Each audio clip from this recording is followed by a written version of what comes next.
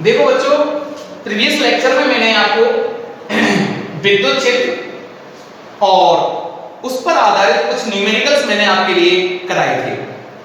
तो बेटा इस लेक्चर में मैं आपको बिंदु आवेश के कारण विद्युत क्षेत्र की तीव्रता ज्ञात करना सिखा रहा हूं।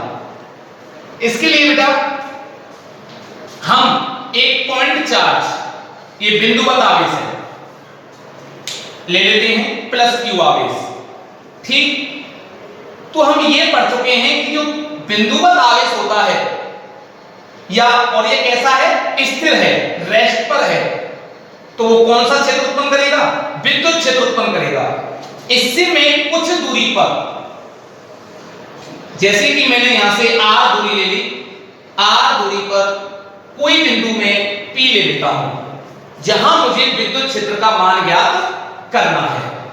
अच्छा, धन आवेश से विद्युत क्षेत्र की दिशा कैसे होती है, बाहर की ओर होती है। मैंने विद्युत क्षेत्र में दोनों बात बताई थी कि प्लस आवेश से बाहर की ओर, ऋण आवेश की उसकी ओर, राइट। तो देखो धन आवेश से कैसे होती है, बाहर की ओर होती है, परे होती है। तो यहां से देखो विद्युत क्षेत्र अगर इधर कल्पना कर रहे हैं तो विद्युत क्षेत्र इधर होगा, E वेक्टर, राइट। ऊपर कल्पना कर रहे हैं तो ऊपर होगा, इधर कल्पना कर रहे हैं तो इधर होगा। जहां आप विद्युत क्षेत्र ज्ञात करना चाहते हो उधर होगा।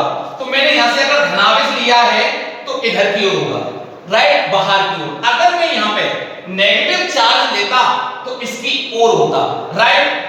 अच्छा, तो एक बात और बताई थी कि विद्युत क्षेत्र का मान ज्ञात करने के लिए एक दूसरा चार्ज और लिया जाता है और उस चार्ज का मान इतना अल्प होता है कि जिसका हम विद्युत क्षेत्र ज्ञात करने जा रहे हैं उसके विद्युत क्षेत्र को प्रभावित ना करे। ऐसा चार्ज कौन सा चार्ज होता है बताओ, Q0, परीक्षण आवेश। तो बच्चों मैं यहां Q0 आवेश ले लेता हूं, परीक्षण आवेश ले लिया। ये आवेश इसके विद्युत क्षेत्र को प्रभावित नहीं करेगा, राइट बात।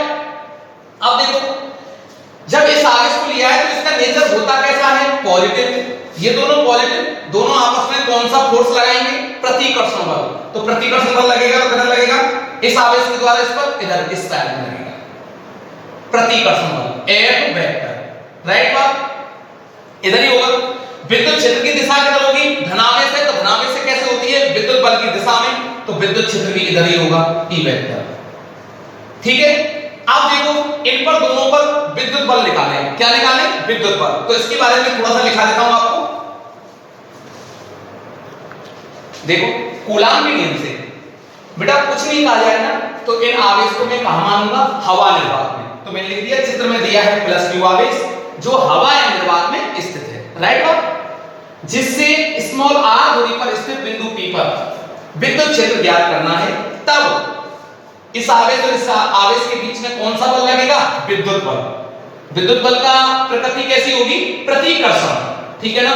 तो कूलाम के नियम से F = K Q0 upon r², right. अगर इसको मैं वेक्टर फॉर्म में लिखना चाहता हूं तो यहां पे क्या लगा दूंगा, वेक्टर, ठीक है ना। फोर्स की डायरेक्शन कौन सी दिशा में, दूरी हमने कहां से मेजरमेंट की थी, मूल बिंदु से, ठीक है ना, तो से मेजरमेंट की थी। तो दूरी किधर बढ़ रही है हमारी, इस डायरेक्शन में। तो इधर ही बल की दिशा, इधर ही बल बढ़ रहा है हमारा, ठीक है ना। बल की डायरेक्शन भी ये डिस्टेंस की डायरेक्शन है, तो एकांक सदिश भी कौन सी डायरेक्शन में होगा, इसी दिशा में होगा हमारा, राइट बात। F वेक्टर और एकांक सदिश भी इसी दिशा में होगा। कोई दिक्कत वाली बात आपको नहीं होनी चाहिए, ठीक है बेटा। तो इसको मैं सदिश फॉर्म में लिखूं तो R के इक्वेशन फर्स्ट, राइट, कोई प्रॉब्लम नहीं। अब देखो मुझे याद क्या करना है, फाइंड क्या करना है, इलेक्ट्रिक फील्ड, विद्युत क्षेत्र फाइंड करना है। तो यहां पे लिख देता हूं, विद्युत क्षेत्र की परिभाषा से क्या है, E वेक्टर बराबर F vector upon Q0, right. समीकरण नंबर 2। तो समीकरण 1 व समीकरण 2 से, ठीक। तो F वेक्टर का मान मैं इसमें रख देता हूं। तो क्या आ रहा है, E वेक्टर बराबर F वेक्टर की वैल्यू बोलो, Q0 upon r² Q0 r के, Q0 से Q0 कैंसिल आउट हो गया। तो देखिए बेटा E वेक्टर बराबर K Q upon R square R है। ये हमारा विद्युत क्षेत्र का मान आ गया। अच्छा कौन सी कंडीशन में आया बेटा, किसके लिए आया है? हवा निर्वात के लिए। किसके लिए? हवा निर्वात के लिए इसको मैंने फाइंड किया है। तो हवा निर्वात के लिए क्या होता है आपको पता है, हवा निर्वात के लिए K की वैल्यू बोलो 1/4 पाई एप्सिलॉन नॉट, राइट। इस वैल्यू को मैं इसमें रख देता हूं, तो E वेक्टर बराबर 1/4 pi epsilon not Q upon R square R है। कोई प्रॉब्लम नहीं होनी चाहिए आपको, कोई दिक्कत तो नहीं है, क्लियर है यहां तक? अच्छा अगर मैं इसी विद्युत क्षेत्र के मान को माध्यम में निकालना चाहूं तो माध्यम के लिए देखो, माध्यम के लिए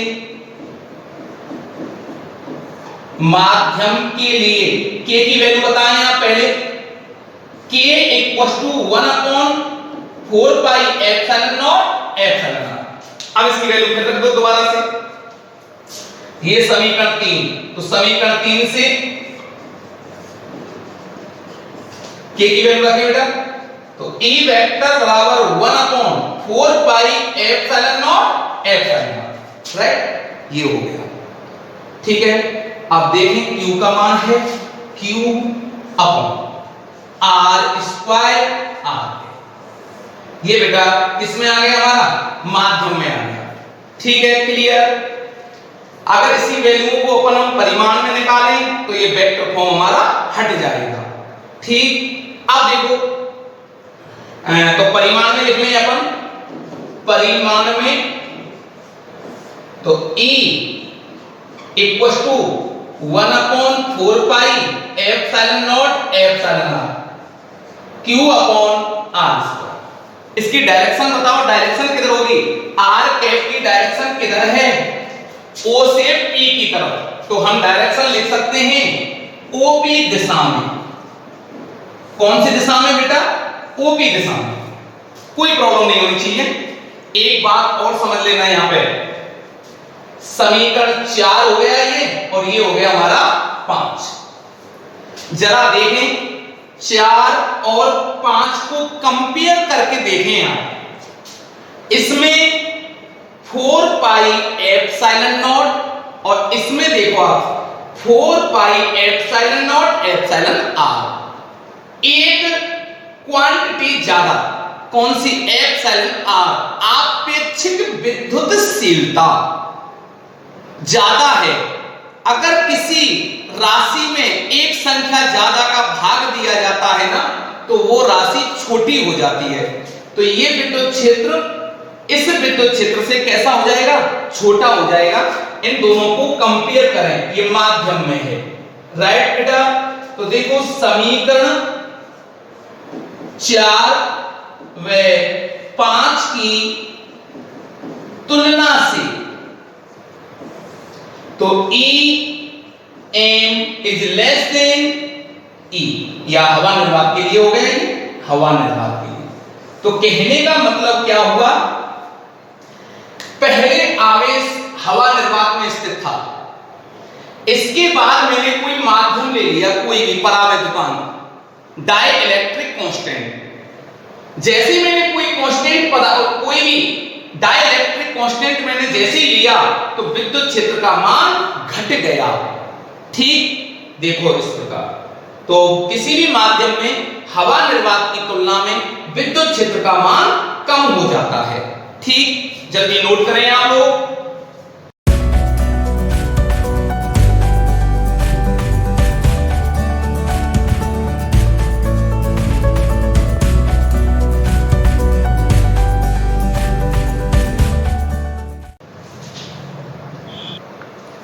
समीकरण 4 से देखें अपन, दूरी के साथ क्या रिलेशनशिप आ रही है? तो समीकरण 4 से E समानुपाती 1/r²। बेटा विद्युत क्षेत्र का मान दूरी के वर्ग के कैसा होता है? व्युत्क्रमानुपाती होता है, उल्टा रिलेशन होता है, ठीक। अब देखो इनमें अगर हम ग्राफ प्लॉट करें किस किस के बीच? विद्युत क्षेत्र और दूरी के साथ, तो ये ग्राफ आता है हमारा, और ई के बीच। ठीक है, इसका मतलब क्या हुआ? इसका मतलब ये होता है कि दूरी जब जीरो है तो विद्युत क्षेत्र, जब दूरी जीरो होगी, जीरो रखो तो ये इंफिनिटी हो जाएगा, इनफिनिटी हो जाएगा, अनंत हो जाएगा। जब दूरी r का मान जीरो है तो विद्युत क्षेत्र अनंत है, ऊपर से आएगा ये, राइट। और जैसे जैसे मैं दूरी का मान बढ़ाता हूं, ठीक है बेटा, दूरी का मान क्या करता हूं, बढ़ाता हूं, तो विद्युत क्षेत्र का मान घटता जाता है। कौन से रेशो में? E समानुपाती 1/r²। अब अगर मैं इसी ग्राफ को 1/r² के साथ प्लॉट करूं, बनाऊं, तो बेटा 1/r² के साथ कौन सा रिलेशन होगा? समानुपाती का रिलेशन होगा। तो इसका ग्राफ जो बनेगा एक समान स्ट्रेट लाइन बनेगी, ये ओरिजिन। ठीक है, एक बात ध्यान रखना, ये काफी बार एग्जाम में पूछ लिया गया है। अब मैं इसी के साथ इसी में एक छोटा सा टॉपिक और कराता हूं।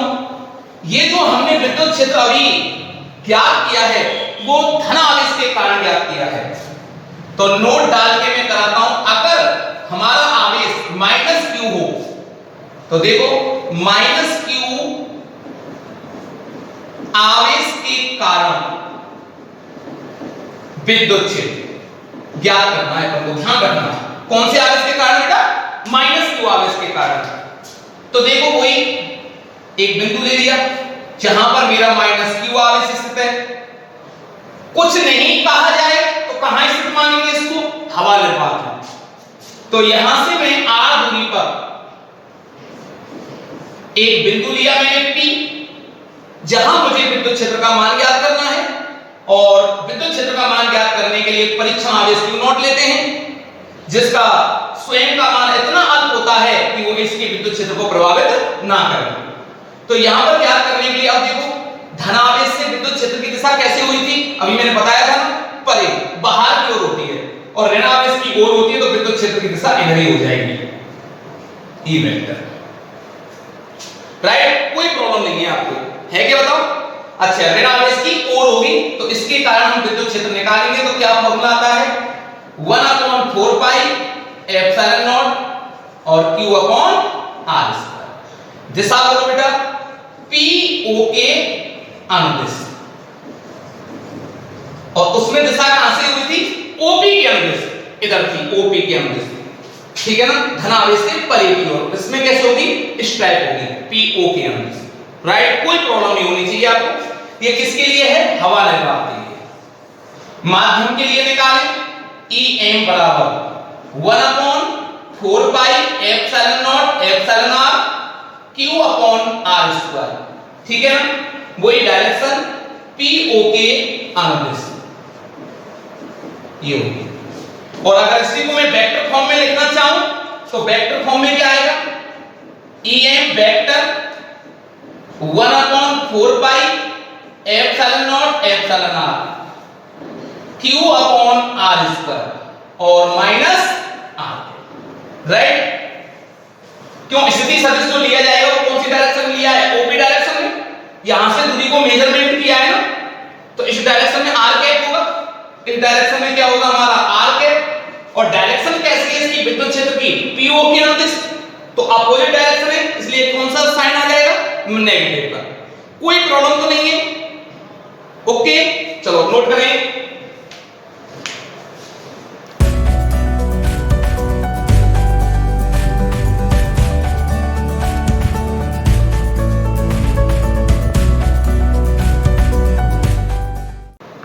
हाँ देखो बच्चों, एक एक्स्ट्रा न्यूमेरिकल है बहुत शानदार, जो भी मैंने टॉपिक कराया था, बिंदु आवेश के कारण विद्युत क्षेत्र का मान ज्ञात करें।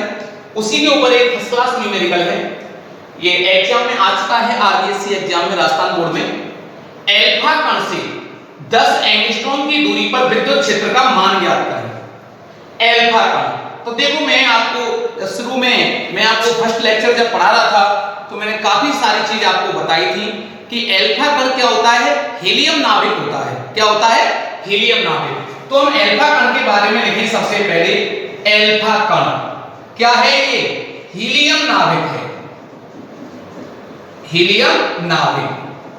अब हम जरा हीलियम नाभिक के बारे में सोचें तो हीलियम नाभिक क्या होता है?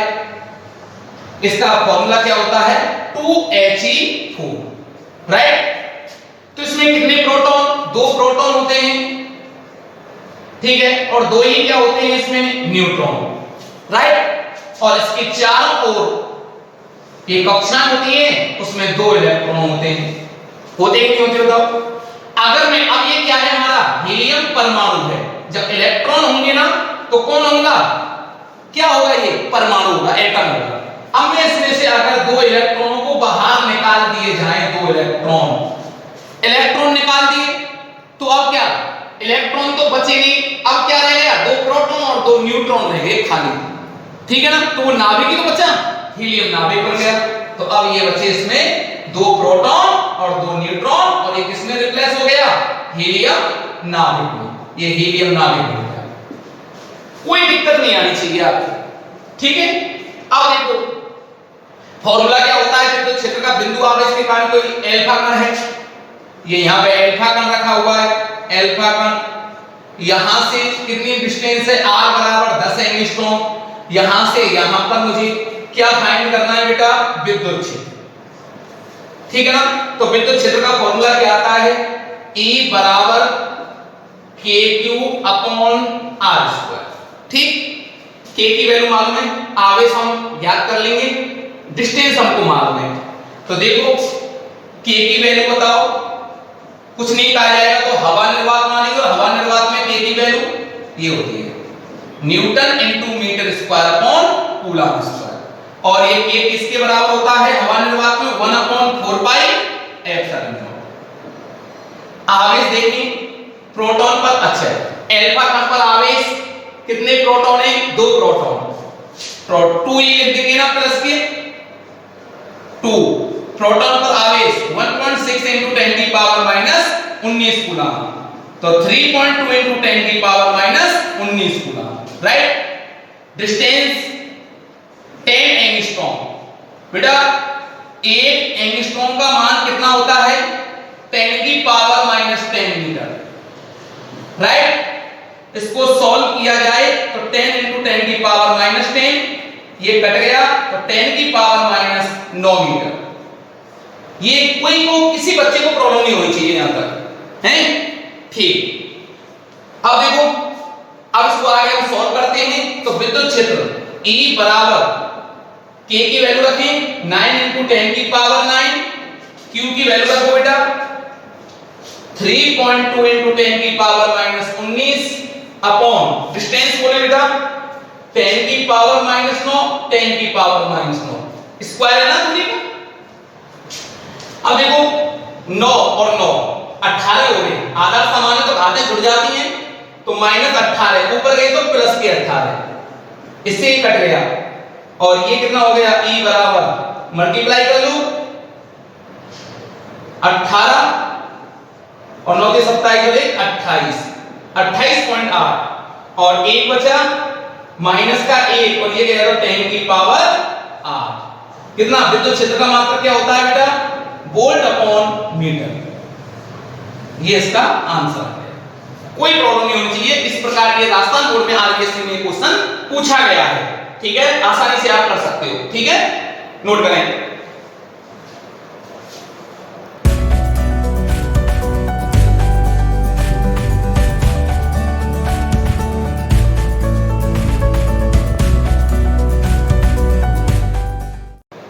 देखो बेटा ये एग्जांपल 16वां है आपकी बुक का, ठीक है बेटा,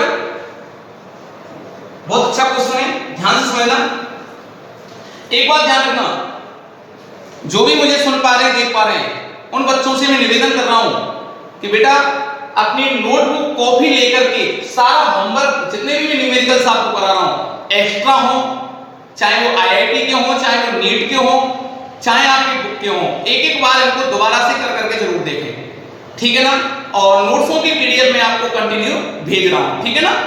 और फिर भी कोई दिक्कत आए तो मेरा कांटेक्ट नंबर आपको पता होगा, नहीं पता है तो देखो बेटा 9649221408। कभी भी किसी भी बच्चे को कोई भी प्रॉब्लम आए, हम हर सब तरह से तैयार हैं आपके साथ, ठीक है बेटा। आप ये मेरा व्हाट्सएप नंबर भी है, इस पर आप कोई भी प्रॉब्लम है तो आप इस पर लिख करके सेंड कर सकते हो। तो जब भी मुझे समय मिलेगा मैं उस प्रॉब्लम को सॉल्व कर दूंगा। देखो बेटा, 5 × 10⁻⁴ कूलम आवेश पर इतना न्यूटन का बल कार्य करता है तो उस पर विद्युत क्षेत्र ज्ञात करें। तो क्या क्या दे रखा है ये आप नोट कर लोगे। तो देखिए बेटा, दिया है क्या क्या दे रखा है, आवेश है तो Q बराबर 5 × 10⁻⁴ कूलम, फोर्स F = 2.25 न्यूटन का फोर्स लग रहा है। तो क्या फाइंड करना है, इलेक्ट्रिक फील्ड। तो जरा देखिए इधर, हमारा फॉर्मूला होता है बेटा आवेश पर लगने वाला विद्युत बल F = QE। तो E फाइंड करना है तो E बराबर क्या होगा बेटा, F/Q। इसमें वैल्यू रख दें, F का मान बोलो बेटा 2.25 अपॉन Q की वैल्यू बोले 5 × 10⁻⁴। तो E बराबर, इसको सॉल्व किया तो 10⁴ ऊपर गई प्लस की हो गई, एक पॉइंट कटा 10⁻³ हो गई, 5 का डिवाइड करो तो 4.5 × 10⁻³ और क्या मात्रक हो गया, या तो न्यूटन अपॉन कूलम या वोल्ट अपॉन मीटर। ठीक है ना, कोई सा भी आप मात्रक काम में ले सकते हो। कंफ्यूज मत होना, ज्यादातर न्यूमेरिकलों को कंफ्यूज करने के लिए ये दे देता है आपको volt upon metre, newton upon coulomb भी आ सकता है। ठीक है, नोट करें फटाफट। हाँ देखें बेटा, नेक्स्ट क्वेश्चन है आपके बुक का 14। ठीक है ना, तो देखो साफ साफ लिखा हुआ है क्वेश्चन में, हालांकि आपको कोई नोट करने की आवश्यकता नहीं, मैं आपको नोट करा हुआ दे रहा हूं। तेल की एक बूंद पर 12 इलेक्ट्रॉन के बराबर आवेश है। ध्यान से समझना, तेल की एक बूंद है बेटा, ठीक है ना, ये हमने कल्पना कर ली। इस पर आवेश कितना है, 12 इलेक्ट्रॉन, राइट। जब इलेक्ट्रॉन क्या है, चार्ज ही तो हुआ, जब इस पर चार्ज होगा तो उस पर द्रव्यमान भी 100% संभव है। ये मैं आपको पढ़ा चुका हूं कि आवेश बिना द्रव्यमान के संभव नहीं है। तो ये यहां पे दो चीज हमारी क्लियर हो गई कि जब इसका मास होगा तो 100% क्या लग रहा होगा इस पर बेटा, mg फोर्स लगेगा नीचे की ओर, गुरुत्वाकर्षण बल W = mg। क्लियर, कोई डाउट नहीं। यह स्थिर विद्युत क्षेत्र में 2.55 × 10⁻⁴ न्यूटन अपॉन कूलम में संतुलन अवस्था में बनी रहती है। बहुत इंपॉर्टेंट बात है बेटा ये, संतुलन, बिल्कुल संतुलन की अवस्था में। संतुलन की अवस्था में कब होगी, अब आप समझ रहे होंगे पॉइंट को। W = mg नीचे लग रहा है तो इसको बैलेंस करने के लिए कोई ऊपर फोर्स कार्य कर रहा होगा 100%। और बताओ वो कौन सा बल होगा, विद्युत बल होगा। कौन सा बल होगा, विद्युत बल। तो F = क्या होता है बेटा, QE। ये हम आपको पढ़ा चुके हैं।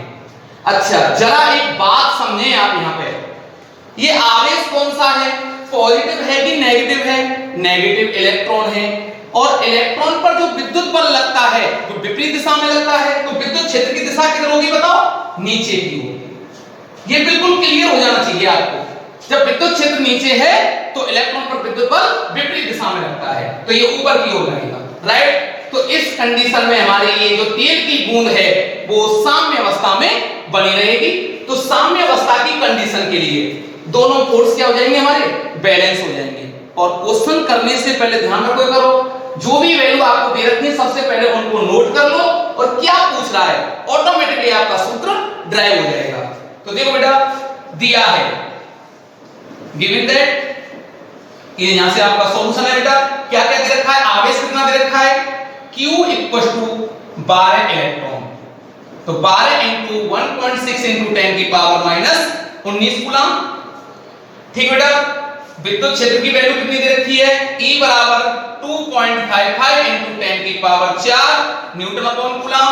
संतुलन अवस्था में रहती है। तेल का घनत्व है, ρ से रिप्रेजेंट कर देते हैं या D से रिप्रेजेंट कर लो, ठीक है ना। जनरली फिजिक्स में हम ρ से रिप्रेजेंट करते हैं। और कितना होता है, 1.6 × 10⁻³ किग्रा पर मीटर क्यूब। तो बूंद की त्रिज्या r फाइंड करवा रहा है। तो देखो बेटा, बूंद के संतुलन के लिए, बूंद हमारी संतुलन अवस्था में रहे, तो संतुलन की अवस्था में, राइट, क्या आएगा बताओ, Q या mg बराबर QE, राइट। ध्यान रखना, दो कंडीशन है यहां पे। अच्छा, m क्या है, बूंद का द्रव्यमान, g क्या है, गुरुत्वीय त्वरण। अगर दे रखा हो g का मान तो वही लिखेंगे जो दे रखा है। अगर आप कैलकुलेशन की दृष्टि से देखा जाए तो g की वैल्यू आप 10 ले सकते हो, ठीक है। अच्छा, एक चीज और ध्यान रखना बेटा, बूंद कैसी है, हमारी गोलाकार है, तो घनत्व का सूत्र क्या होता है बेटा, द्रव्यमान बटे आयतन, राइट। घनत्व का फॉर्मूला क्या होता है, द्रव्यमान बटे आयतन। तो m बराबर क्या हो गया, रो v। अब देखो, तो रो v g बराबर q। बहुत अच्छा शानदार क्वेश्चन है, कैलकुलेशन जरूर इसकी बड़ी है, ठीक है ना। अब देखो, रो v इस बूंद का आयतन, गोलाकार है, तो क्या आ जाएगा 4/3 पाई r क्यूब, g बराबर QE। हमको क्या फाइंड करनी है, त्रिज्या ज्ञात करनी है। तो त्रिज्या आप आसानी से इसका क्रॉस मल्टीप्लाई कर लें, तो r क्यूब बराबर क्या हो गया बेटा, r क्यूब बराबर, ये ऊपर चला गया 3QE अपॉन 4 रो पाई g, ठीक है। इसकी वैल्यू इसमें पुट कर देंगे, जल्दी नोट करें यहां तक। हाँ, जरा देखें बेटा, ये मैंने इसमें वैल्यू पुट कर दी है आपके सामने। 3 क्यू की वैल्यू है 12 इलेक्ट्रॉन है, 12 इलेक्ट्रॉन पर चार्ज, ठीक है ना। विद्युत क्षेत्र E की वैल्यू दे रखी है बेटा, बटे में 4, रो का घनत्व दे दिया, पाई की वैल्यू 3.14 या 22/4 भी, 22/7 भी रख सकते हो आप, ठीक है। और G की वैल्यू मैंने सुविधा के लिए, वैसे 9.8 होती है, मैंने 10 ले लिया, ठीक है। अब देखो, 4 से 12 को मैंने काट दिया, 3 बार गया, 3 गुणा 3 9, 9 से इसको काटा 0.14, और इसको बेटा मैं गुणा, ये जो बची हुई राशि इसको मैंने यहां पे लिख दिया, राइट। कोई दिक्कत तो नहीं है। इसके बाद मैंने इसका मल्टीप्लाई किया, तो ये इतना आता है बेटा, ठीक है ना। ये पावर नीचे से ऊपर गई, 10 की पावर मेरी 19 बचती है, ये ध्यान रखना। अब सुनो, एप्रोक्स, ध्यान रखना इस बात को आप लोग कि देखो, फिजिक्स में एप्रोक्सिमेटली आप मान ले सकते हो, लगभग में आप मान कैलकुलेट कर सकते हो।